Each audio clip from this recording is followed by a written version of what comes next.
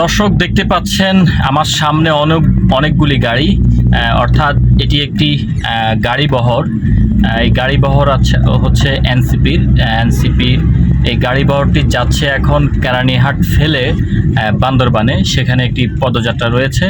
অবশ্য তারা কিন্তু দুপুরের মধ্যেই সেখানে পৌঁছানোর কথা ছিল, 3টা থেকে 3:30টার মধ্যেই, কিন্তু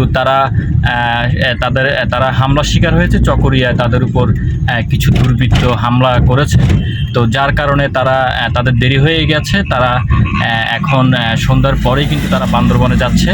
তো দেখছেন এখানে অনেক গাড়ি রয়েছে, গাড়ি বহরে আমরাও রয়েছি।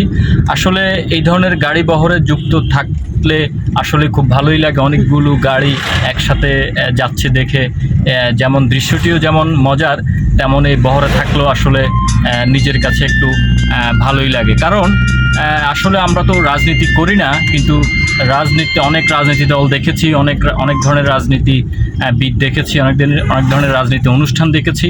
তো এই ধরনের বহরে যখন আপনি থাকবেন, আপনারও মনে হবে যে আপনিও একজন রাজনীতিবিদ। তো মূলত আসলে রাজনীতি যারা করেন না, তারা আসলে রাজনীতি আশেপাশে থাকলে তাদেরকেও আসলে রাজনীতি একটা ভাব থাকে তাদের মধ্যে। তো দর্শক, বলছিলাম যে এই এনসিপি নেতারা কিন্তু দুপুরে বান্দরবনে থাকার কথা ছিল, সেখানে খাওয়া দাওয়া করার কথা ছিল। তো সে বান্দরবনের সমন্বয়কারীদের সাথে আমরা কথা বলেছিলাম যে এখন গাড়ি বহর কতটুক এসেছে বা তারা কক্সবাজার থেকে রওনা দিয়েছে কিনা, তো তারা খাওয়া দাওয়া কোথায় করবে দুপুরে। তো তারা বলছিলেন যে খাওয়া দাওয়া কেউ বলছিলেন কক্সবাজার থেকে করে আসবে, আবার কেউ বলছিলেন বান্দরবনে এসে তারা দুপুরের খাবার খাবে। পরে বিকাল গড়াতেই কিন্তু আমরা শুনতে পেলাম তাদের উপর হামলা হয়েছে। আমরা দেখছি যে এই রাজনীতি দলের মধ্যে যারাই কিন্তু মামলা জেল জরিমানা দিয়েছে, তাদেরই কিন্তু জনপ্রিয়তা বেড়েছে, তারাই কিন্তু এই দেশের নেতৃত্বে এসেছে।